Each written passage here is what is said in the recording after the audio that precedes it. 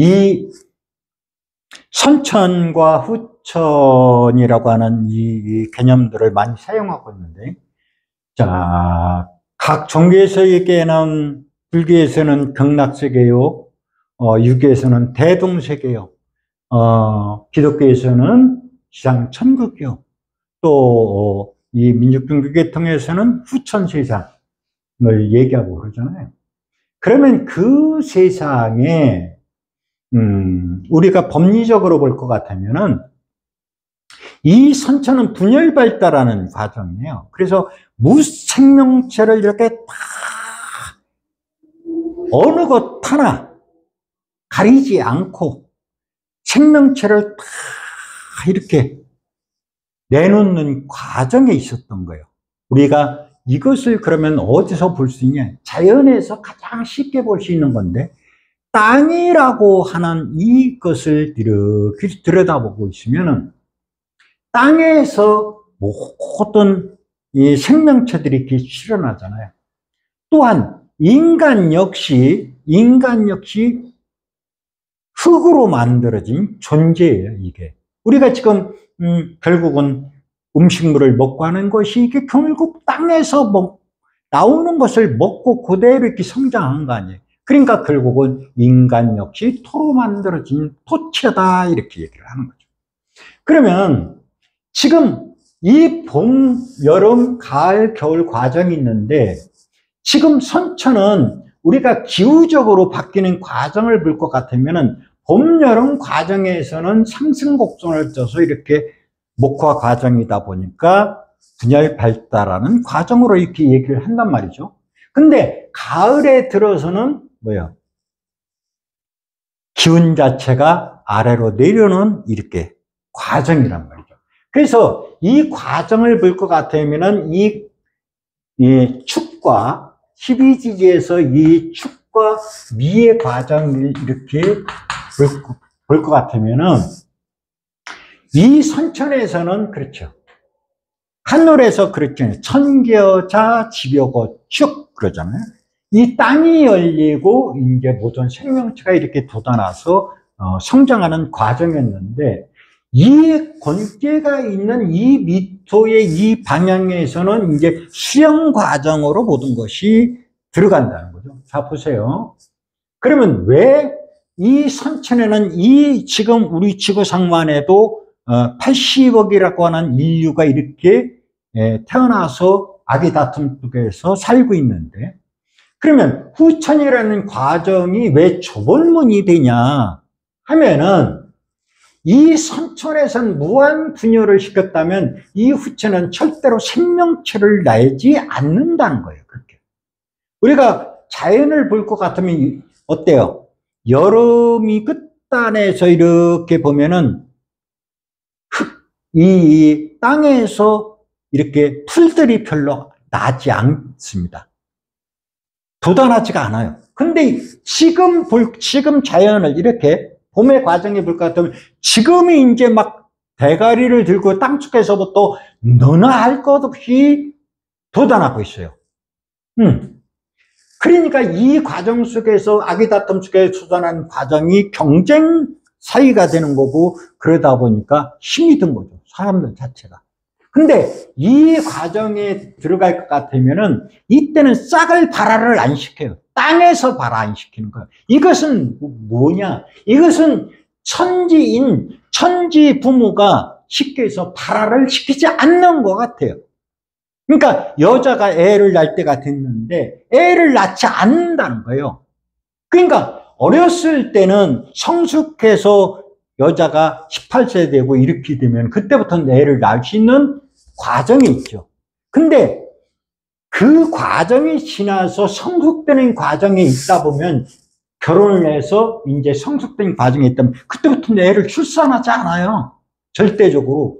이 생명체에서도 마찬가지고 자연에서도 절대로 생명체를 함부로 내지 않는다는 거예요. 이게 자연의 율법이에요. 이게 천지자연의 율법이고, 이건 창조주의 율법이라고 하는 거예요. 그러니까 이때 가서 조본문이 될 수밖에 없는 것이, 그러니까 논어에 그런 얘기들이 나오잖아요. 왜 몇십 년 또는 몇백 년 만에 애를 한 명 둘까 말까, 많으면 두 명이고, 그러니까 이 자연 생태계를 갖다가 조절을 한다는 거죠. 천지율법에서. 그러니까 애를 낳는 것도 수없이 기다려야 되고, 인간 수명도 또한 늘어나게 되고, 또 지금 자연에 있는 모든 생명체, 풀, 나무, 할 것 없이 모든 재료들이 이 과정에서 탈바꿈된다고 하는 거예요. 이 과정을 거치면서 쉽게 해서 토에서 가을로 넘어가는 과정에서는 바뀐다고 하는 거예요. 그래서 이거를 주역에서는 택화협계다, 49번째 그런 의미가 들어있는 거고, 이 속에 이거를 우리가 예수교에서는 뭐예요? 어린 양을 얘기하고 있잖아요. 그죠? 어린 양. 그래서 어린 양이 뭐예요? 그게 우리가 많은 부분에서 생각해야 될 부분들이 많죠. 그러다 보니까 이 권계가 여기 놓인 것은 바로 뭐냐면, 이 지구가 왜 위치가 이렇게 놓여 있는가는, 이 공계가 이 서남방에 이렇게 와 있다고 하는 것은 이미 인간이 완성됐다고 하는 의미가 들어있는 거예요. 그래서 인간이 출현한 것은 이때 지금 출현한 거예요. 여름 끝말에 출현한 겁니다. 뭐든. 그리고 여기에 있는 세 개의 이렇게 관문이 있어요. 이렇게. 세 개의 관문이, 이게 문입니다. 하나의. 문을 통과해야만 이 후천 세상에 들어갈 수 있는 문이 열리는 거예요. 이게 한 번 통과했다고 되는 게 아니라, 그래서 이 또한 옛날 어떤 분들은 뭐요? 삼생을 얘기했던 부분이 바로 일생, 이생, 삼생을 얘기한 부분이 있는 거예요, 이게. 그리고 그만큼 이 문은 좁다고 하는 거예요. 그래서 성경 같은 구절이 나오잖아요. 뭐라고 그래요? 천국에 가려면은 낙타가 바늘구멍에 들어가는 것 같다. 그 얘기를 잘 음미를 해보세요. 낙타는 사막에 살아요. 그죠? 사막에 살아요. 근데 이 사막에서 낙타가 없으면은 자연스러운 죽는 일이 많아요. 왜? 짐을 운반하는 것도 그렇고, 오아시스를 찾아가는 과정에서 바로 그런 과정들이 존재해요. 바로 이 권토의 미토가 바로 사막이에요, 또한. 근데 여기는 또 화원의 비유를 해요. 이렇게 꽃밭. 그러니까 낙원으로 가는, 쉽게 해서 문이에요. 이게 곤문이 바로 낙원으로 가는 문. 근데 이 문이 좁은 문이라는 거죠. 좁은 문. 그래서 생명체를 이 선천에서 후천으로 넘어가는 이 존재들이 전부 다 어려운 과정을 겪게 되고, 인생을 살면서도 고난을 짊어지고 가는 것 같아요. 이게 무슨 얘기냐면, 이 소와 양이 우리는 희생의 제물로서 이렇게 얘기를 하는데, 바로 천지의 창조주가, 천지의 주인이 바로 이 과정을 거쳤기 때문에, 인간 모든 사람들도, 니들도 이런 과정을 거쳐서, 이렇게 힘든 과정을 거쳐서 이곳에 오라는 의미가 있는 거예요. 그 속에는. 그래서 그 얘기는 무슨 얘기냐? 소나 양은 희생의 제물이에요. 그래서 기독교 성경에 그런 얘기가 나오죠. 믿음과 소망과 사랑 중에 그 중에 제일은 사랑이라. 사랑이라는 것은 남을 위해서 베풀어야 되는 거예요. 내 이득을 취할 것이 아니라 남을 위해서 희생하는 그런 역사가 있어야만 이 좁은 문을 통과할 수 있다고 하는 것이 이미 진리적으로 법리적으로 나와 있다고 하는 거예요. 그러니까 여러분들은 많은 사람들에서 우리가 덕을 닦아라 이런 얘기를 하고 그러는데, 그런 얘기들이 우습게 들릴 얘기가 아니라 법리적으로 보면 틀림없이 그렇게 돼 있다. 그래야만 나중에 이 태평한 세상에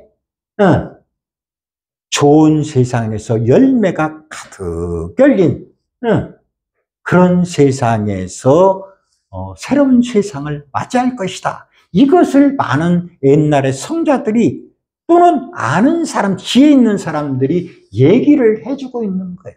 그러니까 우리가 아까도 얘기했지만 소와 양은 온갖 것을 다 내줘요. 여러분들 보세요. 뼈는 뼈까지 내주죠. 가죽은 가죽까지 내죠. 털까지 내죠. 모든 것을 다 내준다 이 말이에요. 이러한 자들이 이 문을 통과할 수 있다.